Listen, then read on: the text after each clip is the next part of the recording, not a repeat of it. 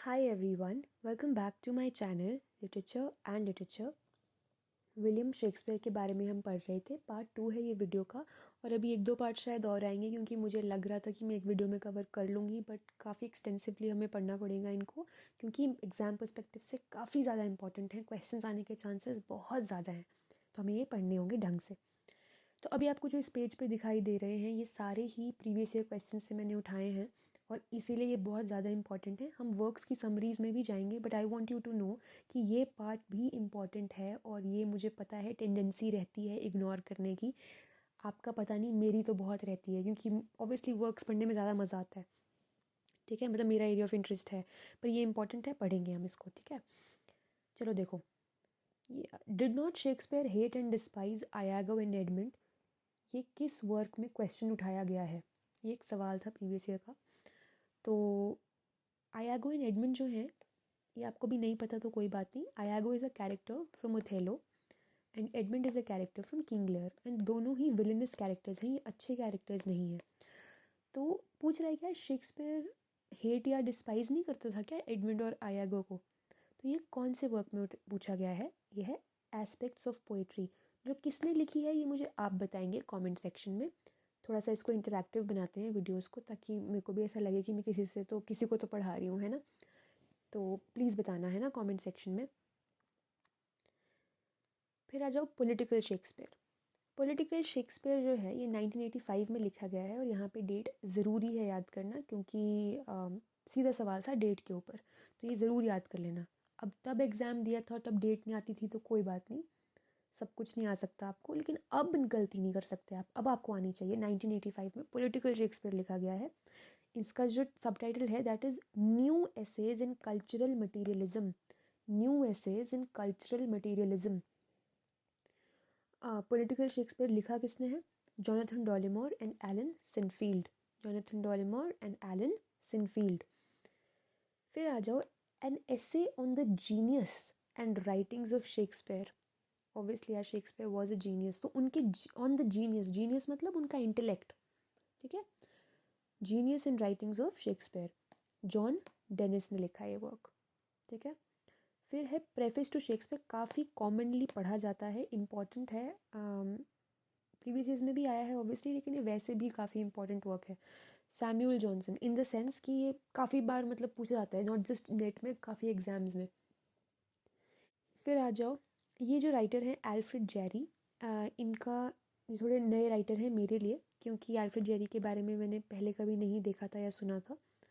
अब याद रखो क्योंकि प्रीवियस ईयर्स में आ चुके हैं। एल्फ्रेड जेरी ने लिखा है उबू रॉय, एंड ये फ्रेंच में लिखा गया है। And this Ubu Roi is an anti hero. Anti hero समझते हो?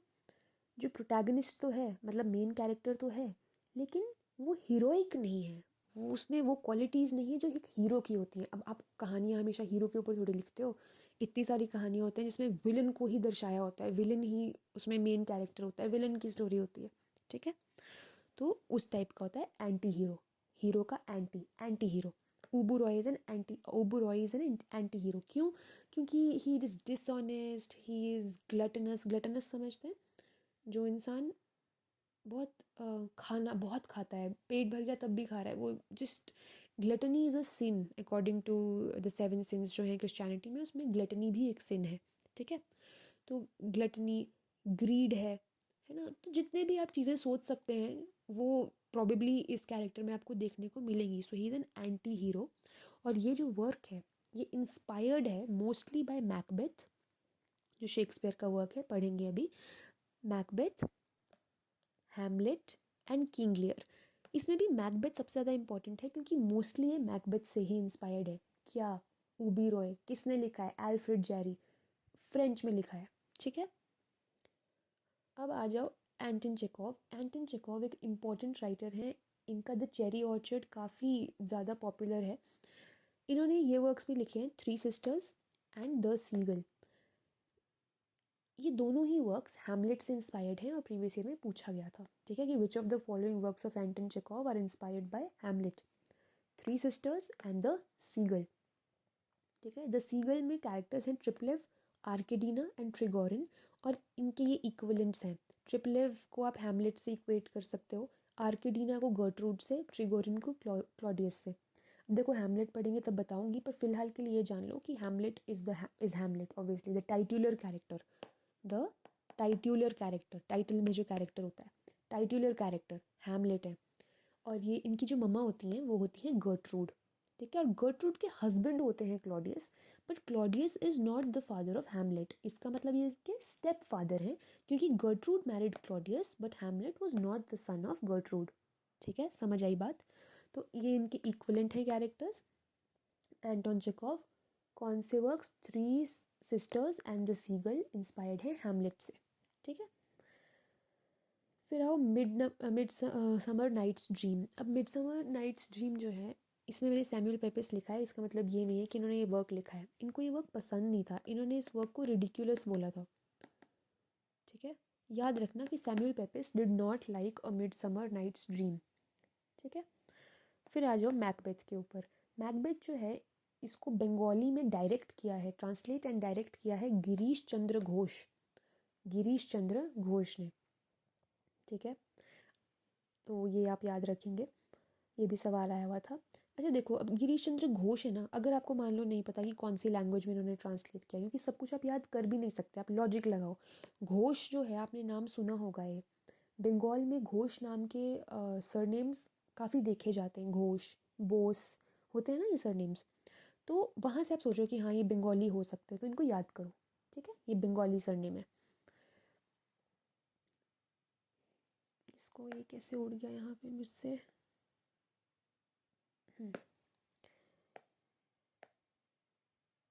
ओके, देव विरह सावमी ने लिखा है तूफान। क्वेश्चन था कि जो तूफान है, this is an adaptation of which of the following place. अब क्या हुआ कि मेरी फ्रेंड से मेरी बात हो रही थी, तो हम दोनों डिस्कस कर रहे थे कि मैंने ऐसे सोच रहे थे अभी, क्योंकि नया था ना, इनका नाम नहीं सुना था, ये आई डोंट थिंक मैंने इनको कभी देखा है पहले। तो जब मैं और मेरी फ्रेंड डिस्कस कर रहे थे, तो हम सोच रहे थे कि यार देखो, आसान सवाल है, एग्जामिनर ने डाला हुआ तूफान से, आप सोचोगे कि टेम्पेस्ट का मतलब ही तूफान होता है। अब ऐसा है कि जो ये टेम्पेस्ट से तूफान इन्होंने उठाया है ना, इसमें जो कैरेक्टर्स भी हैं ना, उनके जो नाम है वो बड़े सिमिलर हैं टू टेम्पेस्ट के कैरेक्टर। जैसे टेम्पेस्ट में प्रॉस्पेरो है, तूफान में भी प्रॉस्पेरो है, थोड़ा थोड़ा ना स्पेलिंग में हल्का हल्का चेंजेस हैं, बाकी चीज़ें सिमिलर हैं, ठीक है। क्योंकि obviously it's an adaptation, adaptation, inspiration नहीं है, अडेप्टेशन है। अडेप्टेशन में चीज़ें सिमिलर रहती हैं, तो थोड़ा नाम में फ़र्क है, तो कैरेक्टर्स वगैरह सेम ही है ऑलमोस्ट। थोड़ा थोड़ा कुछ कुछ नाम है डिफरेंट, जब मैं पढ़ रही थी तो मैं देख रही थी समरी, जब मैं देख रही थी तो वो है, पर चलो उतने डिटेल में आई डोंट थिंक नीड है। अब आ जाओ शेक्सपियरियन नेगोशिएशंस पे। Shakespearean negotiations was written by Stephen Greenblatt, very important. Stephen Greenblatt के बारे में आप वैसे भी पढ़ते हैं। शेक्सपियरियन नेगोशिएशंस इन्होंने लिखा है, और शेक्सपियरियन नेगोशिएशंस का ये सब टाइटल है, the circulation of social energy in renaissance England, the circulation of social energy in renaissance England, ठीक है। अब चलो ठीक है, अब क्या है, वीडियो पॉज करो और सोचने की कोशिश करो कि अभी तक हमने क्या क्या पढ़ा। ये आपका कार्य है, आपको करना है, क्योंकि याद रखना है। अब देखो मैं आपको रिकॉल करवाती हूँ, ठीक है। अब देखते हैं क्योंकि क्या क्या मैं देखो बिना इसको देखे बोलूँगी, ठीक है। सबसे पहले हमने पढ़ा एस्पेक्ट्स ऑफ पोइट्री के बारे में, पढ़ा कि नहीं पढ़ा। एस्पेक्ट्स ऑफ पोइट्री में हमने पढ़ा कि did not Shakespeare despise Iago and Edmund. बताया मैंने आपको, आयागो जो है वो थेलो से हैं, और एडमंड जो है वो कहाँ से हैं, किंग लियर से हैं, ठीक है। फिर हमने पॉलिटिकल शेक्सपियर के बारे में पढ़ा, जॉनथन डोलेमोर एंड एलन सिनफील्ड, ठीक है। फिर और भी चीज़ें पढ़ी हमने हमने हमने एंटोन चेखोव के बारे में पढ़ा। क्या पढ़ा, three sisters and the seagull किससे इंस्पायर्ड है, हैमलेट से इंस्पायर्ड है। फिर हमने पढ़ा उबू रॉय। उबू रॉय किसका वर्क है, सॉरी किससे इंस्पायर्ड है, मैकबेथ, हैमलेट एंड किंग लियर से। उबू रॉय लिखा किसने है, एल्फ्रेड जारी ने, ठीक है। कौन सी लैंग्वेज में है, फ्रेंच में है। फिर हमने पढ़ा कि और क्या पढ़ा हमने, हाँ हमने पढ़ा कि सैमुअल पेपेस को पसंद नहीं है, क्या पसंद नहीं है, अ मिडसमर नाइट्स ड्रीम, क्या बोलते हैं वो, क्या है ये, रिडिकुलस प्ले बोलते हैं इसको। फिर हमने और क्या पढ़ा था, और क्या पढ़ा है मैंने, हाँ, देव वीरा स्वामी, तूफान, मैकबेथ बंगाली में गिरीश चंद्र घोष। ठीक है, ठीक है, इतना समझ आया? आई होप समझ आया है ना, क्योंकि अब आप बता तो सकते नहीं हो मुझे कि आपको समझ आया कि नहीं, तो मैं अज्यूम कर रही हूँ कि आपको समझ आया होगा। ठीक है, नहीं आएगा तो मुझे बताना कमेंट सेक्शन में यार। ठीक है, चलो अब आ जाते हैं हम समरीज़ के ऊपर। और एक चीज़ याद कर लो, शेक्सपियर में क्रोनोलॉजीज़ बहुत ज़्यादा ज़रूरी हैं, बहुत ज़्यादा, क्योंकि शेक्सपियर बहुत इंपॉर्टेंट है वैसे भी, और पहले भी क्रोनोलॉजी पूछी जा चुकी है प्लेस की, तो अब तो आपका ये कर्तव्य बनता है कि आपको ये याद होनी चाहिए। ठीक है, स्टार्ट करते हैं। 1589 में लिखा the two gentleman of Verona. Two gentleman of Verona. Two gentleman कौन है? Proteus and Valentine. वेरोना एक जगह है जो कहाँ पे है ये मैं नहीं बताऊंगी, ये आप लिखेंगे कमेंट सेक्शन में। ठीक है, ताकि मुझे भी पता लगे, इंटरेक्शन थोड़ा सा हो। ठीक है, जूलिया इसमें she dresses as a boy and this is the first time कि एक लड़के की तरह ड्रेसअप हो रही है इन द प्ले। तो Julia will dress as a boy, और जब एक लड़की की तरह ड्रेस होती है, या एक लड़का एक लड़की की तरह ड्रेस होता है, तो उसे हम क्या कहते हैं? Cross dressing. क्या कहते हैं? Cross dressing. चलो ठीक है, फिर आ जाओ द टेमिंग ऑफ द श्रू पे। द टेमिंग ऑफ द श्रू जो है, इसमें श्रू कौन है? कैथरीन नाम की एक लड़की है। Petruchio wants to marry her, लेकिन Katherine does not want to marry Petruchio. तो अब अन कैथरीन को बहुत अच्छा दिखाया भी नहीं है। श्रू का मतलब ही ये होता है कि somebody who is not well behaved, जो अच्छे से बिहेव नहीं करता हो। तो कैथरीन जो है, उन्हें टेम, टेम क्या होता है? अम, किसी को काबू में लाना, किसी को सुधारना एक तरीके से। तो पेट्रूशियो कोशिश करेंगे कैथरीन को टेम करने की। इस बारे में ये कहानी है। इसमें बियांका भी एक कैरेक्टर है, याद कर लेना बस। Play with in a play है ये। Play with in a play कैसे है? Play with in a play क्या होता है? नाम से समझ आ रहा है कि एक प्ले के अंदर एक और प्ले। होता क्या है, जैसे मान लो मैं बैठी हूँ, मेरी कोई फ्रेंड है, हम बात कर रहे हैं और मैं बड़ी दुखी हूँ। ठीक है, तो मेरी फ्रेंड बोलती है यार क्या यार, तू भी क्या आसपास की चीज़ों में दुखी रहती है, मैं तुझे ना स्टोरी सुनाती हूँ। और वो मुझे स्टोरी सुनाती है बड़ी famous, the rabbit and the tortoise वाली, वही जो रैबिट सो जाता है और फिर टॉर्टोइज जीत जाता है, वो वाली मुझे सुना रही है वो स्टोरी।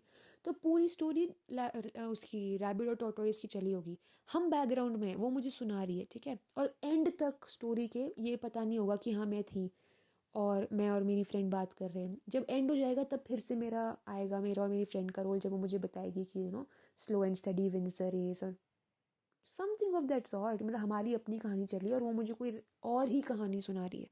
वो होता है play with in a play. हमारी एक अपनी कहानी चली है और उसके अंदर एक और कहानी चली हुई है, उसे कहते हैं play with in a play, story with in a story. और ऐसे सवाल ना काफ़ी आते हैं कि which of the following is a play with in a play. ये तो मेरे टाइम में भी आया था। अब play with in a play जो है, पता नहीं टेमिंग ऑफ द शो आया था कि कोई और आया था, पर आया था ऐसा सवाल कि which of the following is a play with in a play. ठीक है, ये भी कॉमेडी है, ये भी कॉमेडी है। जब आप टाइटस एंड्रोनिकस पढ़ेंगे तो उसमें Titus Andronicus is a tragedy. ठीक है, ट्रेजेडी है, और इसमें एक मतलब Titus is a Roman general and he is married to Tamora. ठीक है, और चीज़ें इसमें ऐसी होंगी कि ultimately Tamora will end up eating the meat of her own children. ठीक है, तो काफ़ी गोरी प्ले है, आप काफ़ी इसमें चीज़ें ऐसी दिल दहलाने वाली बातें हैं, तो इट्स अ ट्रेजेडी। फिर है Richard three and Edward three, ये दोनों ही हिस्टोरिकल प्लेस हैं। हिस्टोरिकल प्लेस क्या होते हैं? नाम से समझ आ रहा है हिस्टोरिकल प्लेस क्या होते होंगे। हिस्ट्री से आपने कैरेक्टर्स उठाए हैं और उनके बारे में आपने प्ले बना दिया। ठीक है, वो होते हैं हिस्टोरिकल प्लेस। फिर आ जाओ आप कॉमेडी ऑफ एरर्स पे। तो जो कॉमेडी ऑफ एरर्स है ना, ये एक स्लैपस्टिक कॉमेडी है। स्लैपस्टिक कॉमेडी समझते हो आप? स्लैपस्टिक कॉमेडी होती है, जैसे मान लो कि हाँ, मान लो किसी ने अपने दोस्त के ऊपर बॉल मारी। ठीक है, अब पता नहीं क्यों मारी, मारी उन्होंने। ठीक है, और वो गलती से मेरे मुंह पे आके लग गई। ठीक है, और मान लो मेरे मुंह पे आके लग गई तो मैं रोने लग गई। जो जो मेरी दोस्त है, उसने मुझे देखा कि मैं रो रही हूँ, तो वो रिवेंज लेने चली गई बॉल मारने किसी और को। उस बॉल को मारने के चक्कर में वो किसी और के ही ऊपर पड़ गई। तो वो जो कमोशन वाला सीन नहीं होता, उसे स्लैपस्टिक कॉमेडी कहते हैं। कि मतलब हो रहा कुछ और है, वो प्रॉपर आपके जो एक्शंस की इधर उधर होने की वजह से, या मिसअंडरस्टैंडिंग्स की वजह से जो कॉमेडी होती है वो स्लैपस्टिक कॉमेडी होती है, ठीक है। तो comedy of errors is slapstick comedy, और इसमें ये दो राइवल सिटीज़ हैं, साइराकूज एंड एफिसस। साइराकूज एंड एफिसस, इन दोनों में ही एंटीफोलस और ड्रोमियो नाम के लोग हैं। ये वाला और ये वाला एंटीफोलस भी ट्विन्स हैं और ये दोनों भी ट्विन्स हैं, ठीक है।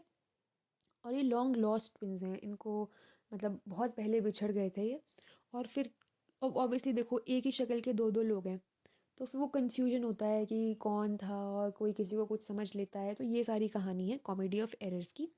कॉमेडी ऑफ एरर्स में एक चीज़ जो याद करनी है बहुत अच्छे से, वो है unity of time. Unity of time, place and action क्या है ये मैं समझा चुकी हूँ। Unity of time for the benefit of those जिनको नहीं पता, अभी के लिए सिर्फ एक चीज़ समझा देती हूँ। यूनिटी ऑफ टाइम होता है कि एक पर्टिकुलर टाइम पीरियड में आपका पूरा प्ले ख़त्म हो गया, ठीक है। वो यूजुअली एक दिन का टाइम रखो आप, एक दिन का टाइम में आपका प्ले ख़त्म हो गया, तो पूरे इवेंट्स जो हैं वो 24 आवर्स के अंदर आपके कंप्लीट है, ठीक है। अब शेक्सपियर क्या है ना, he otherwise did not follow unity of time, place and action, तीनों ही यूनिटीज़ शेक्सपियर फॉलो नहीं करते हैं। लेकिन इस प्ले में यूनिटी ऑफ टाइम इन्होंने फॉलो करी है। और यूनिटी ऑफ टाइम एक और प्ले में शेक्सपियर ने करी है follow, and that is Tempest. ये भी आप याद रखें, Tempest. Tempest the same play जिसका अडेप्टेशन है तूफान, जो किसने लिखा है अभी बताया है मैंने, किसने लिखा है सोचो, पॉज कर लो वीडियो और सोचो कि टेम्पेस्ट की अडेप्टेशन जो किस लैंग्वेज में थी। चलो मॉरिशस, मॉरिशस थी, और देव विरह सावमी ने लिखी है, ठीक है। तो ऐसे जैसे आपको याद है ना टेम्पेस्ट, वैसे ही वहाँ पे कनेक्ट होना चाहिए था, आपको एकदम से याद आना चाहिए था, ठीक है। ऐसे आप कनेक्ट कर करके याद करते हैं। तो टेम्पेस्ट में भी यूनिटी ऑफ टाइम है, ओके। अब आ जाओ लव्स लेबर्स लॉस्ट में। लव्स लेबर्स लॉस्ट में होता क्या है कि there is this set of people, लड़के होते हैं कुछ, और वो डिसाइड करते हैं कि हम पढ़ाई करेंगे 3 साल, और लड़कियों से बिल्कुल मिलना जुलना नहीं होगा। पर सर्कमस्टांसेस कुछ ऐसे बनते हैं कि अल्टीमेटली उन्हें अपने जहाँ पे भी वो रह रहे होते हैं, कुछ लड़कियों को वहाँ पे एंटरटेन करना पड़ता है, and eventually they fall in love. तो ये है लव्स लेबर्स लॉस्ट की एकदम सुपरफिशियल सी कहानी। इसमें होलोफेरेंस पे सवाल था एक बार कि लव्स लेबर्स लॉस्ट में कौन सा कैरेक्टर जो है वो लैटिन काफ़ी ज़्यादा यूज़ करता है। आंसर है होलोफेरेंस, ठीक है। और कैरेक्टर्स डल, कॉस्टर्ड, मॉथ, ये कैरेक्टर्स हैं, याद कर लेना। डल, कॉस्टर्ड, मॉथ किसके कैरेक्टर्स हैं? Love's labours lost. Loves labours Lost में longest scene, longest word and longest speech of Shakespearean plays है। शेक्सपियर ने जितने भी प्लेज लिखे हैं उनमें सबसे लंबा सीन, सबसे लंबा वर्ड और सबसे लंबी स्पीच किस में है? Loves labours lost. जो किस बारे में है? कुछ लड़के जो सोचते हैं कि हम लड़कियों से बिल्कुल बात नहीं करेंगे, यूनिवर्सिटी अपनी पढ़ाई पे कॉन्सेंट्रेट करेंगे, but they and up falling in love with them, ठीक है। फिर आ जाओ लव्स लेबर्स वन, ये लॉस्ट है, ये पता नहीं कहाँ है, गुम हो गया है प्ले। फिर रिचर्ड टू, अगेन हिस्टोरिकल, नाम से ही लग रहा है पता। फिर आ जाओ रोमियो एंड जूलियट पे। रोमियो एंड जूलियट इम्पॉर्टेंट है क्योंकि एक तो ये बहुत ज़्यादा स्टेज किया जाता है, प्लस रोमियो एंड जूलियट में जो कहानी है, एक तो हमने बहुत बचपन से सुना होता है रोमियो जूलियट, रोमियो जूलियट, कहानी क्या है आज सुनो। रोमियो और जूलियट जो हैं वो राइवल फैमिलीज से होते हैं, ठीक है। रोमियो किसी और से प्यार करता है, लेकिन ultimately he falls in love with Juliet. फिर क्या होता है कि अब देखो राइवल फैमिलीज हैं तो बाधाएं तो आएंगी, है ना, एक होने में। तो कुछ चीज़ें ऐसी बनती हैं कि he Romeo ends up killing Juliet का cousin Tybalt. Tybalt is Juliet का कज़न, और जिसको रोमियो मार देता है।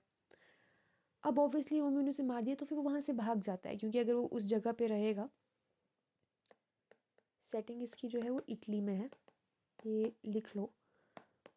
क्योंकि अगर वो वहाँ से भाग गया, नहीं भागा, तो ऑब्वियसली यार राइवल फैमिलीज़ हैं, कुछ भी हो सकता है ना, तो भाग गया होगा। तो फ्रायर लॉरेंस हैं जो पूरे हेल्प करते हैं कि किसी तरीके रोमियो और जूलियट वो इकट्ठे आ सकें। तो जूलियट को भी एक पेरिस नाम का लड़का होता है, उससे शादी का वो होता है कि इससे शादी करनी है, तो नहीं करना चाहती है जूलियट। तो वो क्या करती है, वो नाटक करती है मर जाने का, और इसमें हेल्प कौन करता है, फ्रायर लॉरेंस। वो उसको एक ऐसा पोशन देते हैं जिससे लोगों को लगेगा कि वो मर चुकी है, लेकिन वो मरी नहीं होती है। ठीक है, तो she just pretends to be dead. तो ऐसा सब हो जाता है, लेकिन इस सब में एक प्रॉब्लम ये होती है कि मिसकम्युनिकेशन हो जाता है। रोमियो तक ये मैसेज नहीं पहुंचता है कि जूलियट एक्टिंग कर रही है मरने की। रोमियो को जब पता चलता है, जब वो आता है वापस, तो देखता है कि जूलियट इज़ डेड, वो पॉइजन खा के ही डाइज। जूलियट अपने वापस उठती है जब वो पोशन का असर ख़त्म होता है, वो रोमियो को देखती है कि रोमियो मर चुके हैं। Then Juliet also consumes a poison and she also dies. तो इस तरह से आपका रोमियो एंड जूलियट की कहानी ख़त्म होती है, और अल्टीमेटली जो राइवल फैमिलीज होती हैं वो रिकन्सिलिएट कर जाती हैं। ये समझते हैं इस वर्ड को आप, रिकन्सिलिएट मतलब अब आप समझौता कर लिया आपने, रिकन्सिलिएट। ठीक है, तो वो रिकन्सिलिएट हो जाते हैं। That is the story of Romeo and Juliet. और रोमियो एंड जूलियट की स्टोरी के साथ ये वाला वीडियो मैं एंड करती हूँ। बाकी की स्टोरीज़, बाकी की प्लेज हम अगली वीडियो में कंटिन्यू करेंगे। और अच्छा हाँ, ये चीज़ जैसे मैंने आपको बताया ना कि इसमें याद करो अपना क्रोनोलॉजी, देखो अच्छे से याद करना, पर जैसे मुझे ये नहीं याद होते तो मैं याद नहीं करती हूँ, क्योंकि ये कन्फ्यूजिंग लगते हैं मुझे रिचर्ड एडवर्ड, लेकिन अगर आप कर सकते हो तो करनी चाहिए, तो वो देख लेना। तो सबसे पहले हमने क्या पढ़ा, the two gentleman of Verona, फिर पढ़ा हमने टेमिंग ऑफ द श्रू, फिर हमने पढ़ा टाइटस एंड्रोनिकस, फिर पढ़ा रिचर्ड थ्री, एडवर्ड थ्री, फिर comedy of errors, love's labours lost, loves labour's won, Richard two, Romeo and Juliet. ठीक है, इससे आगे वाले इसके बाद कंटिन्यू करेंगे। जितने भी सारे पढ़े अभी प्लेज ही चल रहे हैं, प्लेज चल रहे हैं। आपको पता ही होगा कि मैंने बताया भी है ये कि आप स्टार्ट एकदम पोएम्स से करेंगे, फिर आप प्लेज पे आएंगे, फिर उसके बाद अब आप नॉवेल्स पे चले जाएंगे बाद में, तो ऐसे स्टार्ट होता है। ठीक है, तो अभी वाले प्लेज चल रहे हैं, प्रीडोमिनेंटली प्लेज ही हैं इस एज में।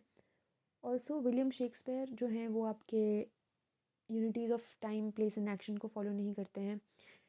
विलियम शेक्सपियर जब लिख रहे थे, इनका जो ये फोकस था वो था प्ले को स्टेज करना, ना कि प्ले की बहुत अच्छी स्क्रिप्ट तैयार करना।